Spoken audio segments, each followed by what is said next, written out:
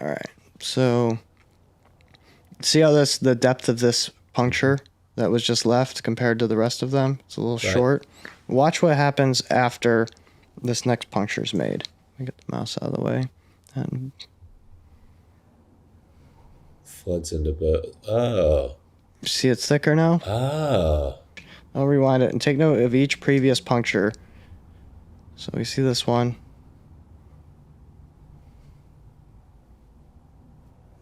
Not as noticeable, but now watch this one. Mm-hmm. Yeah. Huh. So what's your theory on that? It's just that the ink is dissipating across the surface of the skin and further saturating that hole that was poked? So here's my theory, is that right now we're stretching the skin and we can see that we have an interaction between the previous puncture and the needle. It's pulling that thing down massively. Right. But there's obviously ink there above the needle. You know, it's displacing as it's going down in. But when we come back up here and kind of get it to like a neutral, to where the skin isn't really flexed anymore, you know, it's not sticking, but we just take a look at the depth of that guy and gauge it. It's still where it was when we started. Right. It's not until we come back up in here and now look, where is it? It's up inside of the area that's pulling up.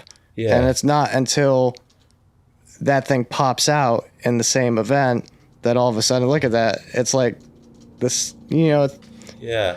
The other cool thing you could see on this video too is because the skin's moving. Check out when this thing comes off. The needle tip's right here, but watch where the well ends up.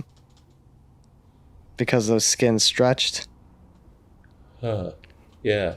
Yeah, so that's pretty cool showing that. Yeah, that's really interesting. So your theory is, yeah, that's interesting because it doesn't, I mean, it looks almost as if, you know, you've hit on top of the same hole when it first starts to stretch, and then you see that that you're actually beside the hole, but it does really affect that previous mark, that previous hole. But then you're right, it completely disappears upon retraction. So does it just open that previous hole back up and flood ink into it? How can we set up experiments and quantify and actually, you know, how do you measure how much ink was pulled in there before and then after that while you're tattooing a line at this frequency and moving? Because I'm doing things at to make them easier to film. I'm running at a little bit lower speed. So like this single line was actually lined slower than most people would line. You know, they're going to be running 80, 90 hertz.